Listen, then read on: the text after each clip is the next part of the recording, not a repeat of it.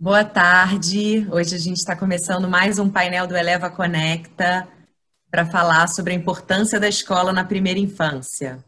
Eu sou a Patrícia Tepedino, coordenadora de atendimento da educação infantil na Escola Eleva Barra, e tenho aqui a alegria de dividir esse painel com a Carminha Badaró e com a Bruna Donida.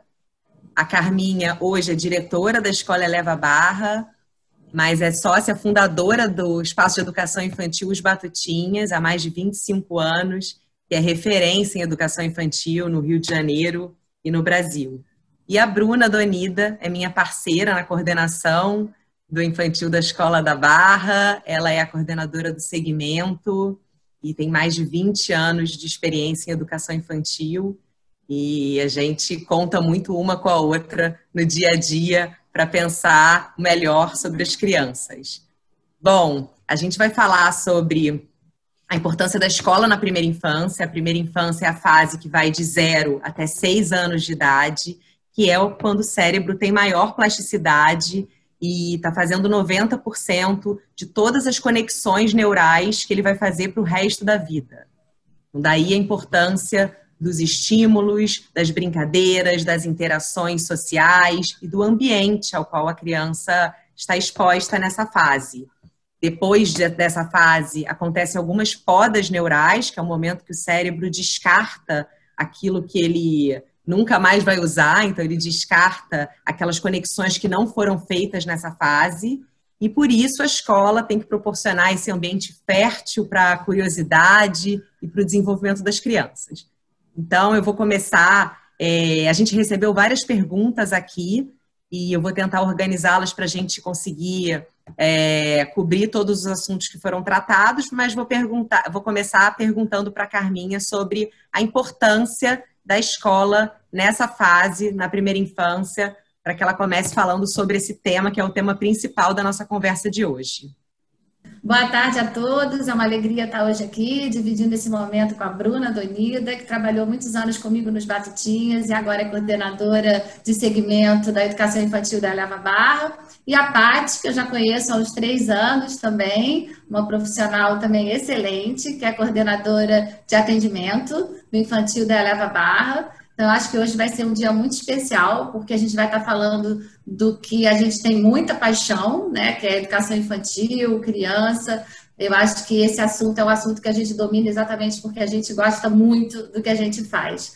Bom, a importância da escola para a educação infantil é que a escola é a primeira vez que a criança vai sair daquele núcleo familiar dela. Então, ela vai fazer novos amigos, ela vai ser cuidada por outras pessoas que não os pais dela, ela vai ter a oportunidade de ser estimulada de várias formas, através da mediação de uma professora, que provavelmente será uma professora apaixonada pelo que faz. Eu acredito muito na transferência do saber da professora para uma criança através do afeto.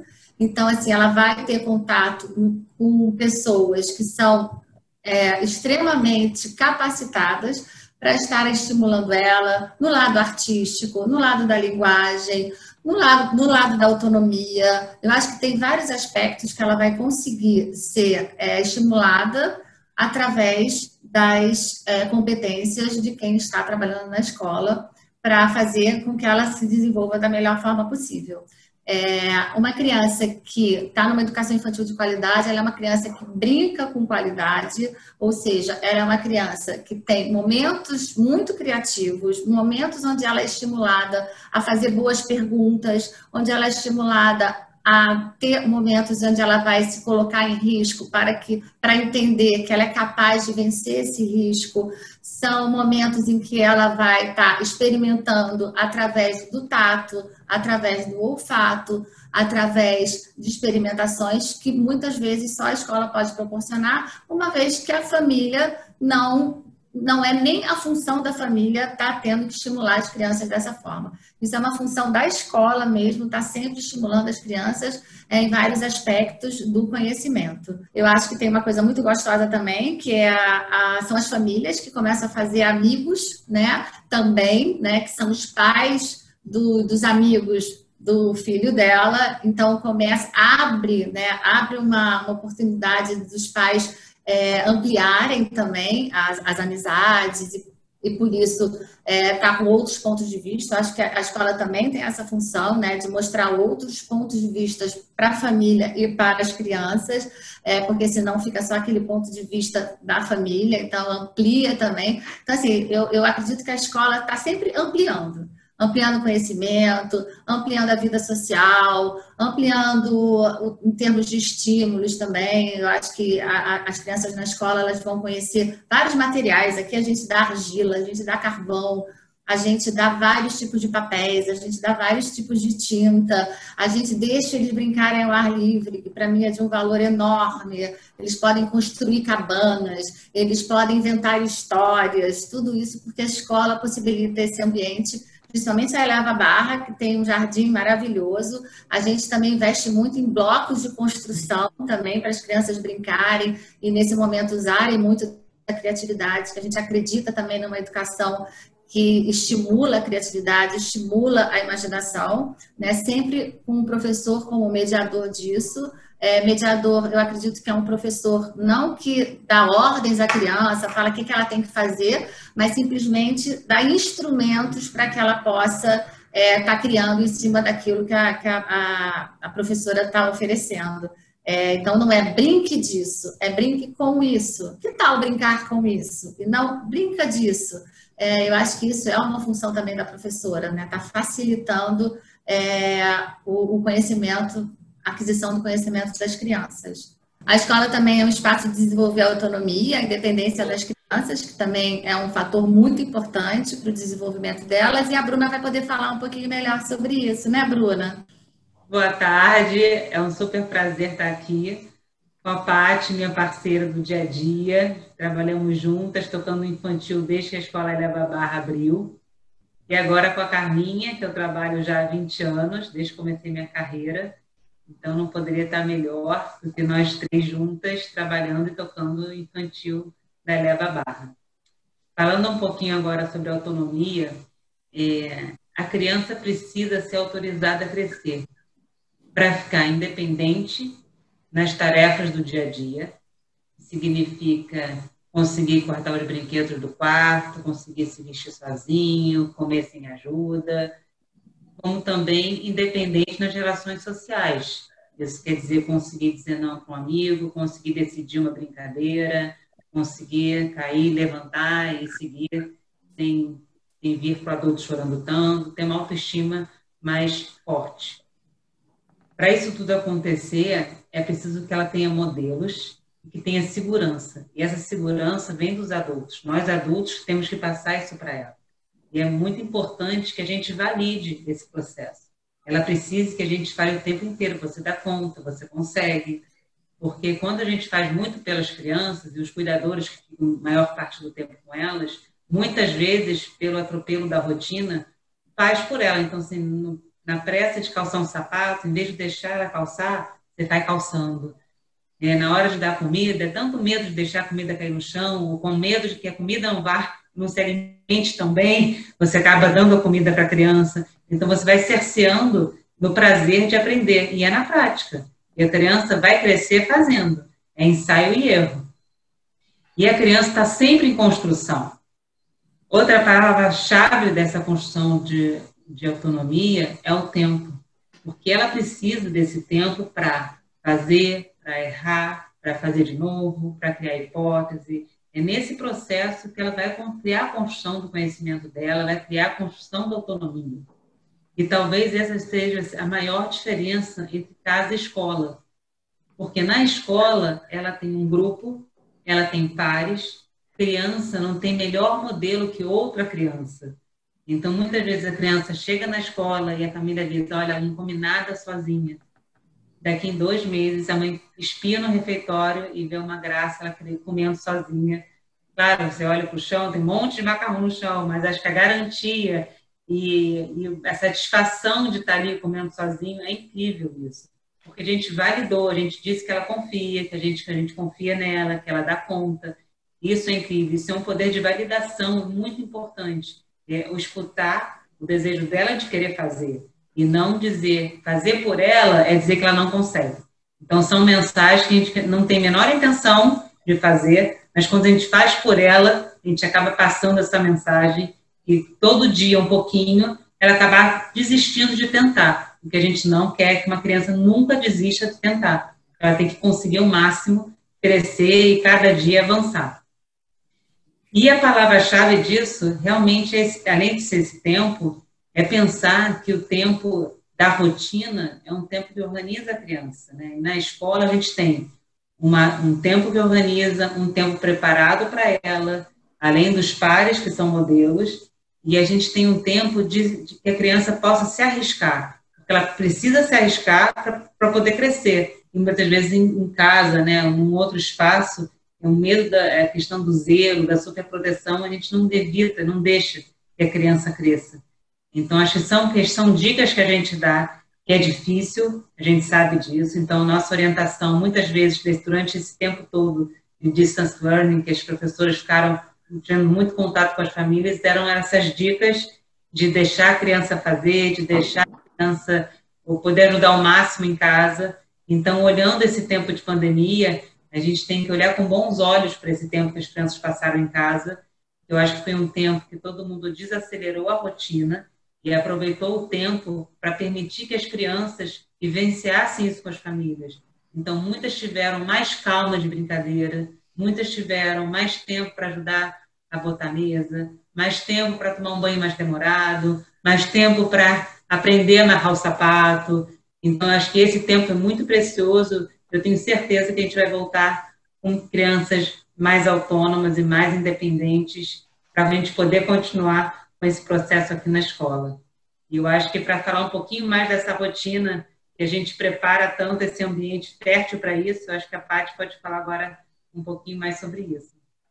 Ô, Bruna, eu só queria dar uma palavrinha sobre essa questão da autonomia, porque a gente vê muitos adolescentes e pré-adolescentes que precisam muito da ajuda dos pais para tomar uma decisão, ou mesmo no estudo, e a gente vê que foram crianças muito super protegidas nesse aspecto, né? Sempre alguém fazendo muitas coisas por elas, passando essa mensagem que você falou muito bem, passando uma mensagem de que eles não são capazes, e eles levam para a adolescência e para a vida adulta essa mensagem. Então, não conseguem organizar uma grade de horário da escola, não conseguem fazer um dever de casa sozinhos, estão sempre dependendo de alguém. Então, por isso que essa fase e a questão da autonomia é muito importante, desde já, a família ser parceira na escola, para que a gente consiga desenvolver isso nos nossos alunos, para que eles sejam adultos mais independentes.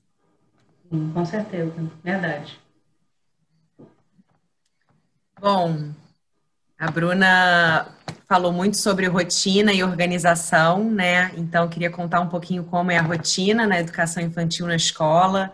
A gente está falando de 7 horas na escola, então é um tempo muito importante na vida dessa criança, né? E de uma escola bilíngue, então ela está 60% do tempo exposta ao inglês, 40% ao português, então isso significa que as crianças têm muitas aulas em inglês, que eles participam de forma oral e passiva, muitas vezes, então eles escutam, entendem os comandos, respondem em português, mas aquele idioma já está entrando na cabecinha deles, que a gente sabe que é uma esponja, né? E eles têm todas as aulas extras, por exemplo, de artes, de música, de teatro, de educação física, também em inglês. Mas o que eu acho importante falar sobre a rotina também são 3 aspectos super importantes. O primeiro é de organização, acho que foi falado aqui sobre a importância de organizar o dia da criança, né? A gente está falando da importância disso para a autonomia e para a independência, mas é importante que a criança conheça essa rotina dela e consiga se organizar internamente. Então, no começo do dia, a gente fala como vai ser o dia está exposto nas paredes da sala, o que vai acontecer agora, o que vai acontecer depois, que horas eu vou almoçar, e mesmo as crianças que ainda não sabem ler e escrever, elas conseguem, de alguma forma, colocar aquilo de alguma forma que elas entendam e saibam o que vai acontecer em cada momento. Isso organiza muito a criança e acalma muito, muitas vezes. Então, agora também na pandemia, as crianças em casa estavam extremamente ansiosas, né, e agitadas, e a gente conversou com muitas famílias, e muitas delas pediram algumas dicas, e essa dica parece muito básica, mas funciona em quase todos os casos, que é montar a rotina junto com a criança. Então, agora você vai encontrar a sua turma aqui pela internet, depois você vai ter tempo de ver um desenho, depois a gente vai brincar, e ela consegue se organizar muito dessa forma. Bom, na rotina também a gente inclui essas tarefas, então a Bruna falou dessa participação da criança em casa, né, fazendo tarefas do dia a dia, e na escola elas têm as vassourinhas atrás da porta, elas, depois de comer, elas vão tirar a comida do prato, entregar o prato lá no balcão que tem que entregar. Então, todas essas tarefas vão criando esse senso de responsabilidade, né? Você, depois da sala de arte que você brincou, que você bagunçou, você arrumar e deixar a sala pronta para as outras crianças que vão entrar depois. Acho que isso cria um senso de coletividade, de responsabilidade, que é muito importante nessa fase.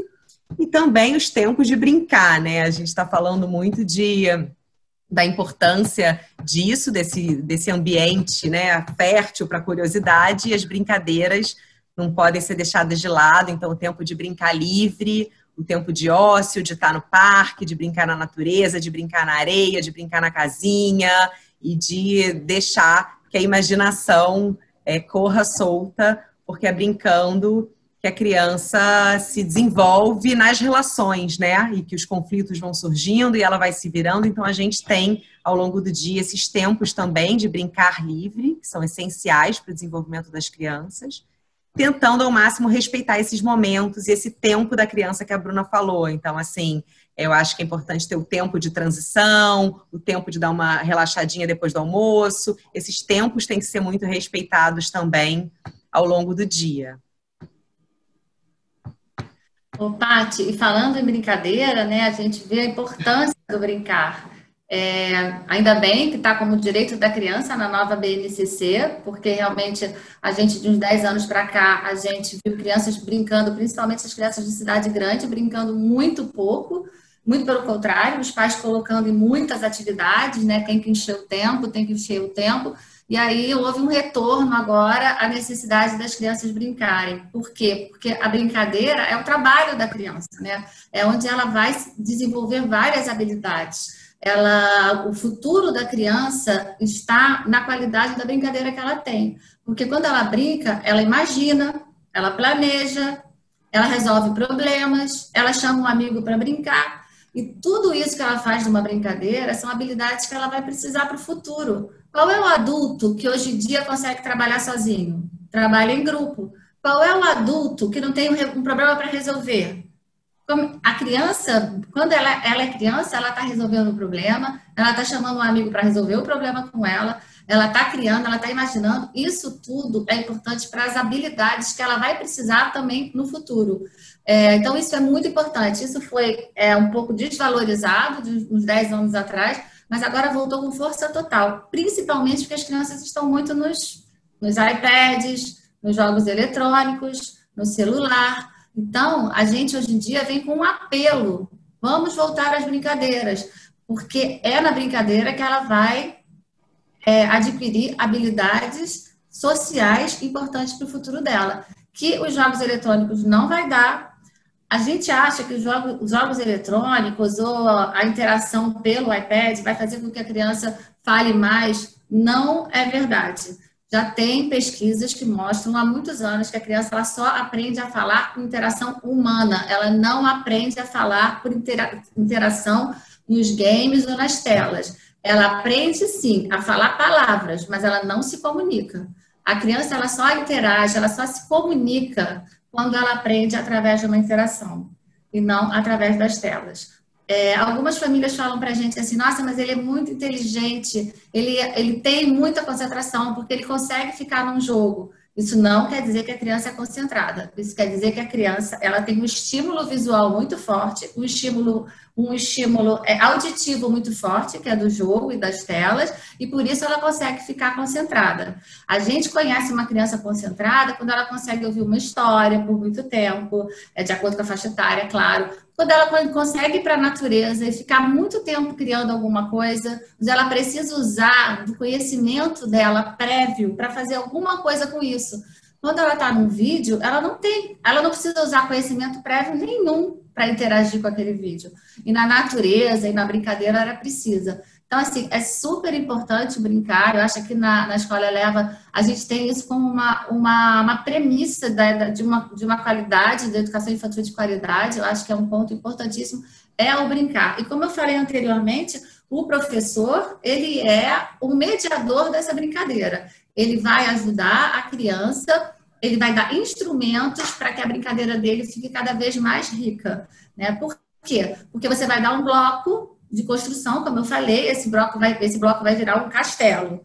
E aí ele vai chegar e vai falar, esse castelo está pequeno, eu quero um castelo maior. E aí ele vai planejar esse castelo virar maior. Mas e a princesa que ele escutou na história, que ele ouviu da professora? E aí ele vai juntando elementos do conhecimento dele, que ele adquiriu na escola, vai colocando na brincadeira, e por isso ele vai conseguindo adquirir essas habilidades tão importantes para a vida adulta dele.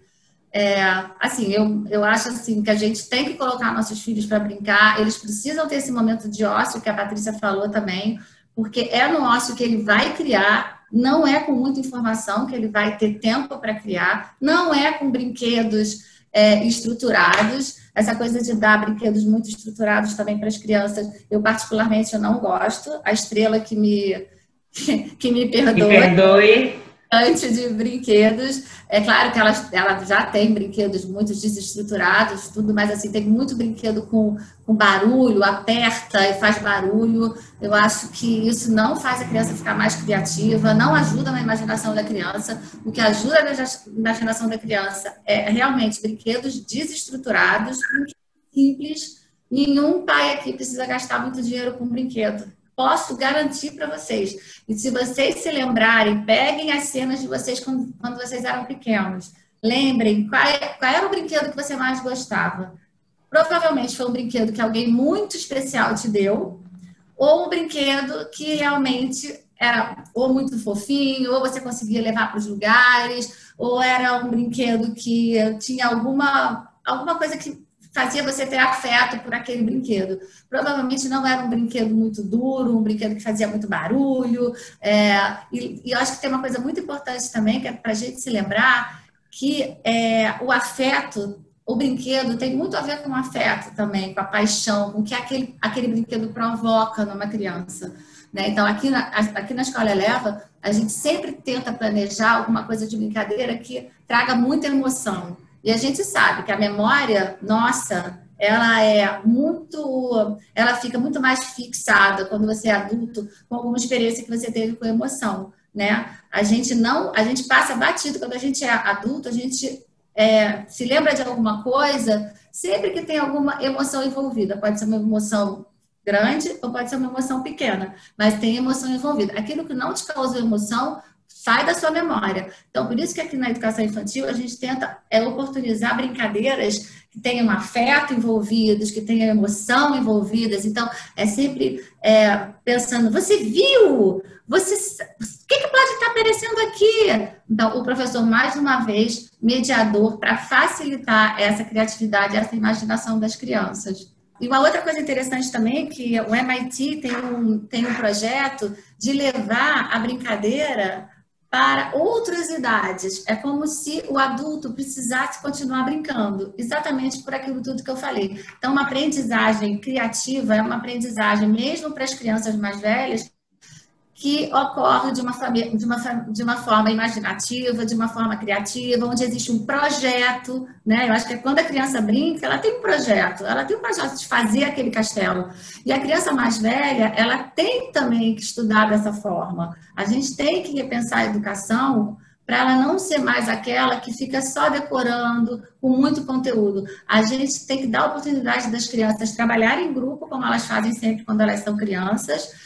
As crianças mais velhas, que eu digo, elas também têm que trabalhar em grupo, elas também têm que ter um projeto, elas também têm que se divertir, né? Não dá para vir para a escola só com coisas que não são divertidas. Então, esse projeto do MIT é uma aprendizagem que fala que a criança e o adolescente, o pré-adolescente, mesmo o adulto, tem que estar sempre brincando. Muito bom, Carminha. E o maior exemplo, acho que disso, é quando a gente vê as crianças brincando na natureza, né? Acho que na escola a gente tem o privilégio de ter um espaço aberto, muito amplo, assim, e livre, de natureza mesmo, e árvore, e horta, e quando a criança está brincando lá e livremente, ela realmente está construindo a realidade dela e criando as hipóteses dela, e está imersa naquele mundo e realmente está concentrada, porque ela está envolvida num projeto que interessa a ela e ela está descobrindo muitas coisas. Então, acho isso super importante, né? Tem um livro sobre o qual a gente já falou, A Última Criança na Natureza, e que tem uma frase muito linda que ele fala que a tecnologia rouba o tempo, mas a natureza amplia esse tempo. Então, é exatamente o que você falou, né? Na tecnologia, a criança está simplesmente atuando de forma passiva, enquanto na natureza, ou no brincar livre, ela está totalmente ativa e se desenvolvendo, né? Desenvolvendo seu cérebro dessa forma. Uhum. E eu acho, só fazendo um adendo na questão da natureza também, a gente sabe que as crianças que estão mais em contato com a natureza são adultos que estão lutando mais pelas causas da natureza, né? Claro, você tem que experimentar, você tem que conhecer, para depois você saber da importância. Então, eu acho que isso é super importante, eu acho que é um trabalho muito interessante que a gente faz aqui na Escola Eleva também, trazer a criança para perto da natureza, para ela valorizar essa natureza. E os médicos estão receitando a vitamina N, né? Que é uma vitamina que é só uma palavra, né? Não é nada biológico nem físico, mas é onde as crianças elas podem ser mais saudáveis por estar em contato com a natureza. Inclusive, nesse livro que você falou, Paty, ele conta a história de crianças que, por exemplo, em sala de aula eram super hiperativas, não conseguiam prestar atenção em nada, eram crianças difíceis de relacionamento, e quando elas foram para a natureza, elas se tornaram líderes da turma, porque elas inventavam a brincadeira, elas conseguiram chamar o grupo, olha aqui o que a gente está vendo no rio, olha aqui, vamos catar a jabuticaba. Eram crianças que fora da sala de aula conseguiam muito mais mostrar o que elas eram capazes, conseguiram mostrar para a turma que elas tinham interesses que a turma dentro de uma sala de aula não conheciam essa criança. E começam a conhecer essa criança dentro desse universo da natureza. Então, realmente, eu também recomendo a vitamina N para todas as nossas crianças. O meu sonho é realmente a gente ir para as pracinhas. Acho que o que a Eleva agora infantil está fazendo de ir para as pracinhas é fundamental. Eu acho que se a gente pudesse fazer isso sempre, seria muito gostoso. Ainda bem que aqui a gente não precisa tanto, que a gente tem um espaço lindo. Mas acho que a natureza é um grande influenciador de adultos mais comprometidos com o mundo, mais comprometidos com as causas, mais cuidadosos, né, com os outros. Eu acho que traz benefícios enormes para as crianças, para se tornarem adultos melhores. Carminha, acho super importante isso que você está falando da natureza, né? Porque esse tema de sustentabilidade que é tão urgente não pode ficar só na teoria. As crianças têm que sentir isso na prática. A natureza é extremamente sensorial, então eles têm que sentir na prática mesmo a importância da natureza na vida delas, para que depois se fale em sustentabilidade e preservação. Então, acho que isso também faz parte da nossa rotina e está sempre, de alguma forma, envolvido nos projetos, para que isso seja vivenciado mesmo na prática e que esse tema de sustentabilidade não fique só na teoria. Paty, pegando um gancho com o que você acabou de dizer, eu quero falar sobre o espaço como terceiro educador, que coloca a criança como protagonista na construção do seu saber. Esse espaço tem que ser muito bem cuidado e planejado.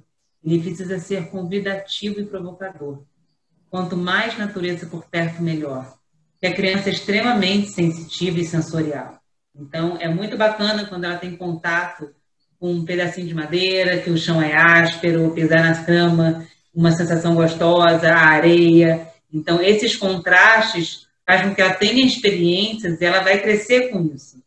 Ela conhece o mundo através da interação com ela, com o outro e com o meio. A gente despende muita energia, desde a arquitetura da escola. A gente acabou de ter uma live com o Miguel Pico Guimarães e com a Isabela sobre isso. quanto nos planejamentos dentro de sala de aula. Então, quando as professoras pensam no entry point, no exit point, num projeto, vocês precisam ver assim, a ambientação, a atmosfera que é criada para a criança mergulhar e se sentir numa floresta. A gente acabou de encerrar um projeto assim, elas criaram, colocaram celofane na lâmpada para imaginar uma floresta, luzes, cheiro, barulho de cachoeira. Então, assim, pensar o espaço é convidar a criança a ter boas experiências. Experiências vividas é o que faz com que ela cresça. Quanto mais experiência ela tiver, melhor ela vai se desenvolver. Então, um espaço convidativo, provocador, é o que a gente mais quer, é o que a gente mais investe energia nesse sentido, assim, de estar sempre inovando, de estar sempre trocando. Eu acho que a equipe está sempre muito bem preocupada em fazer com que o nosso espaço seja assim. Um exemplo bem rapidinho, assim, na prática que a gente teve, o ano passado, a gente tem uma árvore linda no Tree Park, com um tablado, e tinha uma turma com crianças super tímidas, e que a professora teve um estalo de fazer desse tablado um pocket show. E as crianças enfileiravam cadeirinhas, e cada uma criança por dia ia se apresentar.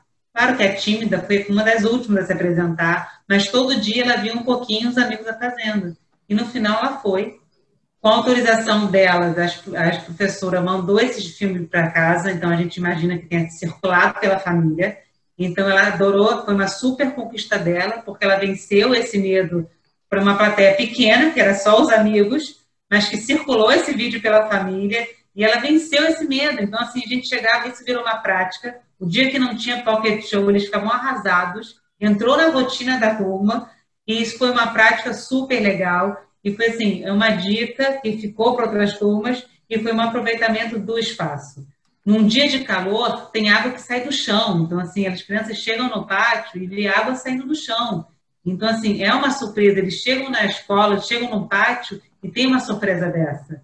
Fora que também tem um pedaço do pátio que tem graveto, que a professora do Infantil 3 chegou e viu duas crianças, uma pintando a unha da outra com um pedacinho de graveto. Elas estavam brincando de manicure. Então, assim, é criatividade, né? É o material a serviço da criatividade delas. Então, é isso que é fantástico e maravilhoso. É poder usar o espaço, a natureza, esse material que é contrastante, é um pedacinho de graveto que, por hora, poderia ser, né, perigoso, que elas não iam ter contato porque espeta o pé, mas que elas usaram isso para ser o esmalte e que o outro vai ser a espada do pirata. Eu acho que a gente tem essa preocupação aqui na escola de sempre fazer um espaço acolhedor, claro, mas sempre provocador e incentivar boas experiências. Bom, muito bom, Bruna. Eu só queria indicar um documentário muito lindo, que eu acho que vale a pena todos os pais verem, que a nossa equipe toda já viu, que chama Território do Brincar, do Instituto Alana. É inspirador. Né, Bruna, né, Pátia? É muito lindo. Sim, super. Então, eu recomendo esse documentário. Ótimo. Bom, eu acho que nesse papo que acabou fluindo, muitas das perguntas aqui foram respondidas, né? Sobre brincar, sobre o espaço, sobre a natureza. Mas tem uma pergunta aqui que eu queria fazer para a Carminha, que muitos pais estão perguntando, pedindo dicas e perguntando o que eles podem fazer em casa para ajudar no desenvolvimento dos filhos pequenos. Acho que a gente está numa fase que a escola está um pouquinho mais distante, a gente está tanto tempo com as crianças em casa, então surgiu muito essa pergunta do que os pais podem fazer para ajudar no desenvolvimento. Carminha? Bom, eu sou da teoria que os pais têm que dar tempo. Eu acho que a vida está muito corrida, a vida está muito apressada. Eu acho que tem um problema atual que realmente as famílias estão trabalhando muito, estão muito ligadas também nos seus próprios celulares. Então, eu acho que as crianças estão pedindo tempo, estão pedindo o nosso tempo para elas. E tempo significa você parar, você brincar, você olhar no olho, você escutar, você ficar do tamanho dela, né? E aí brincar de alguma coisa que ela dê uma ideia para você brincar. E tem famílias que falam para mim, mas eu não sei brincar. Eu falei, você não precisa saber brincar. Você simplesmente se coloca a serviço do seu filho. Pergunta, o que nós vamos fazer agora? Porque eu acho que está faltando tempo e é o que eles mais precisam nesse momento. Eu sei que é difícil, né? Eu acho que a gente costuma pedir aqui na escola algumas coisas meio difíceis para as famílias falam, mas eu não tenho como, eu não consigo. Mas passa muito rápido, gente, passa muito rápido. Então, se a gente não conseguir dedicar esse tempo para os nossos filhos, a gente vai ver o efeito lá na frente. Primeiro que a gente vai sentir falta, a gente vai falar, poxa, eu fiquei tão pouco tempo com eles. E outro que a gente vai ver que isso vai mexer com a cabecinha deles sim, porque o tempo significa afeto, significa dedicação. E eu acho que é isso que eles precisam. Desliguem os celulares. Eu acho que a gente tem muitas crianças já falando um pouco sobre isso, né? A minha mãe tem um livro até que a Ana Luísa, minha irmã, escreveu, celular, porque é um livro muito significativo, vocês todos deveriam ler, é bem interessante, porque fala exatamente isso, uma mãe que realmente ficava tanto no celular que não conseguiu olhar para os seus filhos da maneira que eles precisavam. Então, eu acredito, antigamente falavam, mas você pode dar muita qualidade para o seu filho em pouco tempo. Eu não acredito nisso. Eu acho que qualidade é importante, mas tempo, a gente só conhece o nosso filho se a gente tem tempo com ele. Senão a gente não conhece ele. Não adianta a gente ter uma hora, 2 horas, ou um pouquinho mais de uma boa qualidade de relacionamento, mas a gente não sabe o quanto ele dorme, se ele dorme bem, se ele não dorme bem, se ele como é que ele está na escola, se a gente não consegue ter uma parceria com a escola porque a gente não tem tempo. Então, assim, bato nessa tecla. Deem tempo e tenham tempo para os filhos de vocês. Eu acho que uma coisa muito importante, vocês são um exemplo para os seus filhos. Eles são umas esponjas, eles estão prestando atenção em tudo que vocês fazem, em tudo que vocês falam. Então, vocês são exemplo. Eu sou exemplo para o meu filho, vocês são exemplo para o filho de vocês. Às vezes a gente vê crianças que chegam aqui muito irritadas, muito bravas, e depois a gente vai saber que realmente ele presenciou alguma coisa que a mãe nem os pais nem perceberam, que foi uma coisa um pouquinho mais ríspida com alguém da família, e a gente vê que eles escutaram e eles estão reproduzindo. Às vezes a gente até briga com os nossos filhos porque eles foram um pouco mais mal criados com os nossos pais, com os avós, mas quando a gente vê, 2 dias atrás a gente perdeu paciência com os nossos próprios pais e eles viram isso. Então, eles reproduzem isso também. Então, assim, fiquem muito atentos. Eles são um exemplo. Eles veem vocês brigando no trânsito, eles veem vocês brigando com outras pessoas. Às vezes, a gente exige que os nossos filhos sejam muito gentis e delicados com os nossos funcionários. E quando a gente vê, ele está vendo vocês serem um pouco mais ríspidos com o porteiro, não dando bom dia, não dando boa tarde, não dando boa noite. E aí, ele não vai fazer, porque ele não está vendo isso em casa. Então, é muito importante vocês saberem que vocês são os exemplos deles. Eu acho que isso é um ponto enorme de atenção.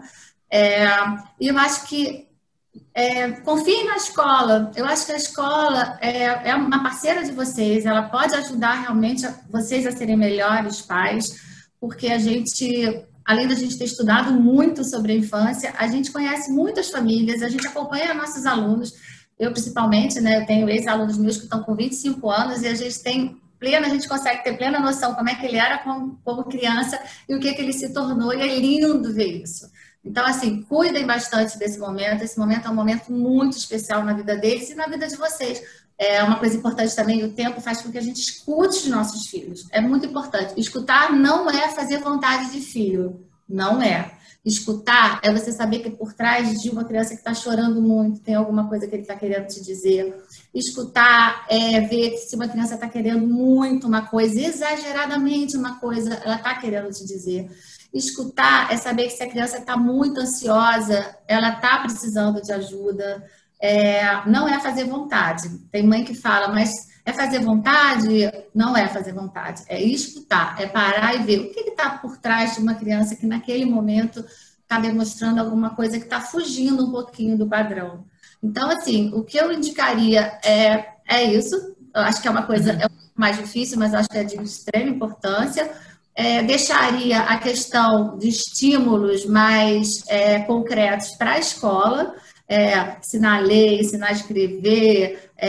Eu acho que isso é com a escola, não é com as famílias. Agora, a gente precisou muito de vocês na pandemia para estar ajudando as crianças nesse momento, mas a partir do momento que a gente voltar normalmente para a escola, deixem isso, porque isso é desgastante, isso é ensinar uma criança a ler e escrever. Se você não foi capacitada para isso, você pode fazer um grande estrago na vidinha dela, porque ela pode realmente ficar muito retraída, porque é nessa hora que ela mostra o quanto ela é capaz. Ela está lendo o mundo, ela entrou no mundo adulto, vamos dizer assim, né? Ela está conseguindo ler um bilhete, ela está conseguindo ler alguma coisa que está escrita na rua. Ela é o primeiro acesso dela no mundo dos adultos, né? Se você chega e começa a criticar, sem querer, claro, né?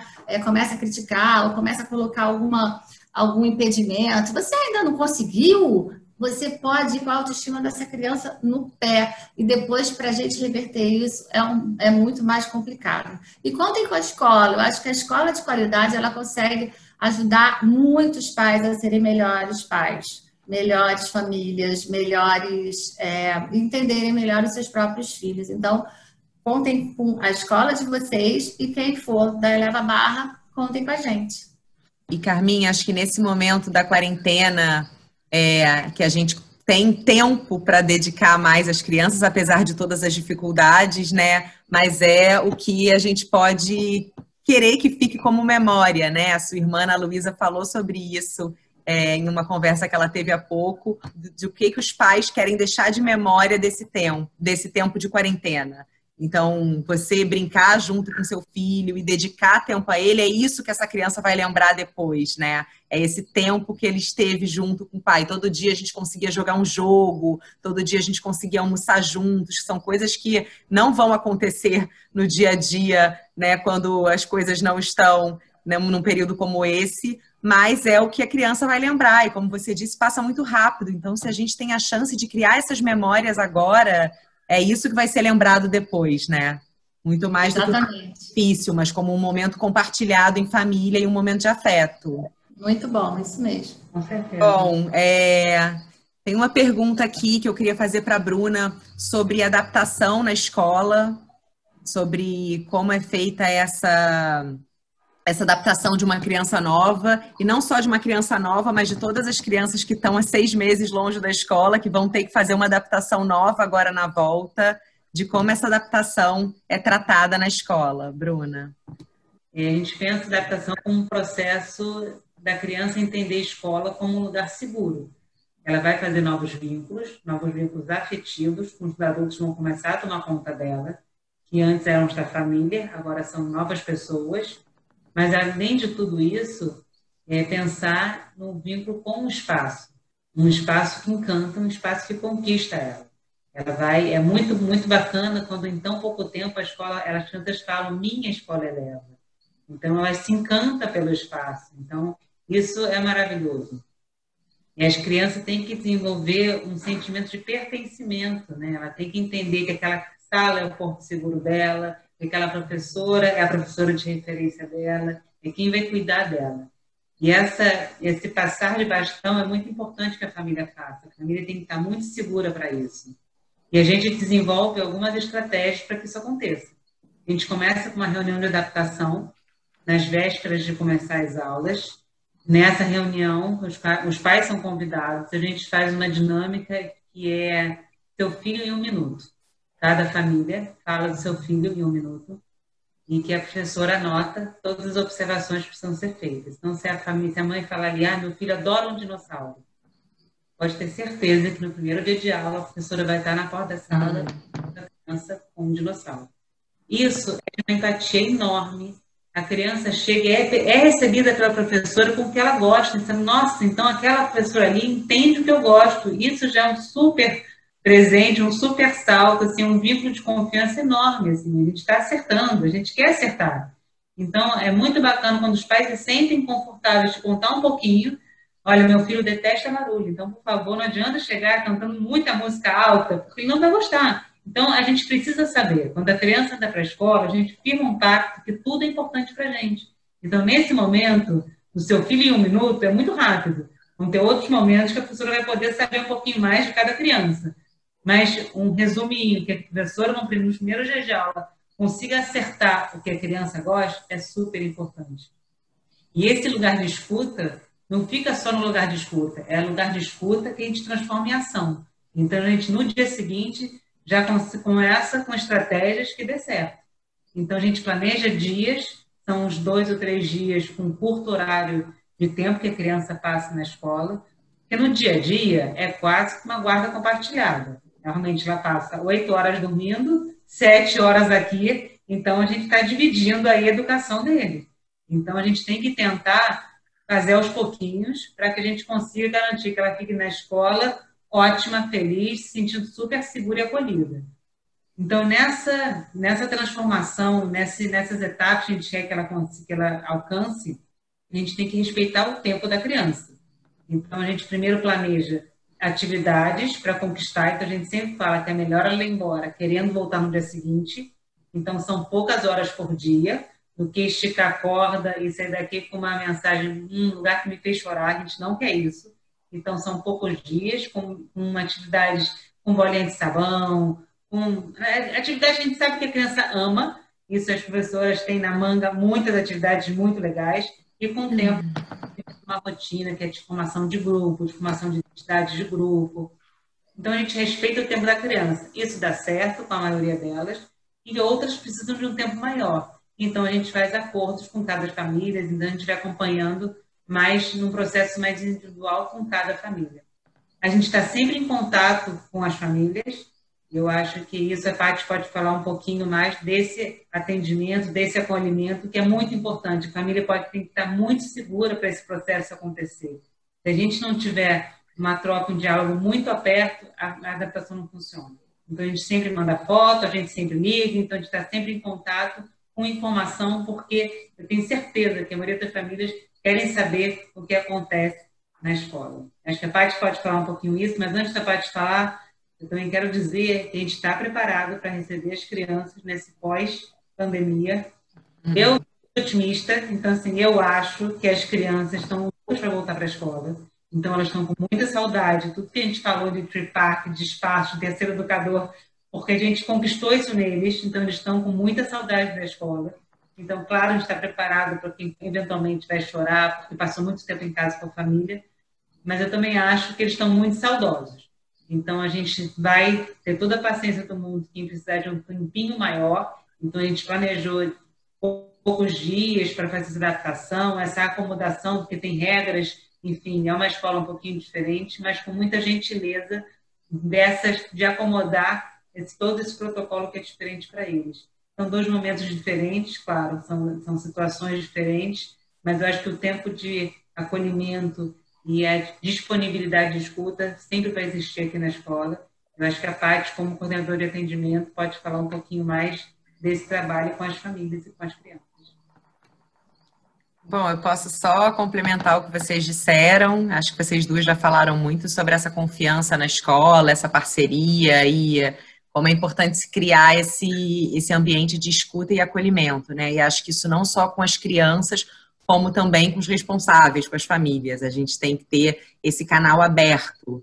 E acho que a gente vive hoje um momento que a escuta é muito desafiadora, né? A gente tem que se educar para a gente ouvir mais e ouvir as crianças e ouvir as famílias, né? Então, acho que a Carminha falou sobre a gente perceber quando a criança mudou de comportamento, o que está acontecendo, hoje está diferente, ontem ela não estava assim, e realmente quando ela está apresentando alguma coisa que a gente acha que não é, né, da personalidade dela, para a gente conversar com ela, a gente ouvir a família, a gente levar isso à família, entender o que está acontecendo. Isso é muito importante para que a gente tenha uma coerência também de comportamento entre a escola e a família em casa, né? A gente faça combinados, a gente combine jeitos que a gente tem que abordar aquela criança que ela esteja precisando e que isso seja coerente, né? E que na escola ela não escute uma coisa e em casa ela escute outra. Então, acho isso muito importante. A gente teve também, acho que foi no Congresso do Livre do ano passado, uma fala super importante do Christian Dunker, psicanalista, que ele fala que os sentimentos calados podem virar sintomas, então quanto é importante a gente ouvir os sentimentos das crianças, o que elas estão sentindo, para que elas não sintam vergonha de sentir aquilo, mas elas saibam reconhecer, identificar e depois entender o que elas vão fazer com aqueles sentimentos, né? Então, acho isso muito importante. E a gente também tem essa relação muito aberta com as famílias, de receber, de ouvir, de entender o que está acontecendo em casa, de tentar ajudar ao máximo, porque estamos juntos, né, no desenvolvimento, estamos juntos no desenvolvimento das crianças e a gente não pode separar as duas coisas. Bom, não sei se vocês querem falar mais alguma coisa, mas eu acho que chegou a hora da gente encerrar. A gente ainda tinha algumas perguntas aqui, mas ficam para uma próxima conversa. Então, eu quero agradecer muito a Carminha e a Bruna pelo papo, acho que foi muito enriquecedor. Eu sempre aprendo muito ouvindo vocês duas. E agradecer a quem nos ouviu até agora. E até a próxima. Foi ótimo, obrigada a todos que estiveram disponíveis para nos escutar. Espero que vocês tenham gostado. Obrigada, boa noite. Obrigada.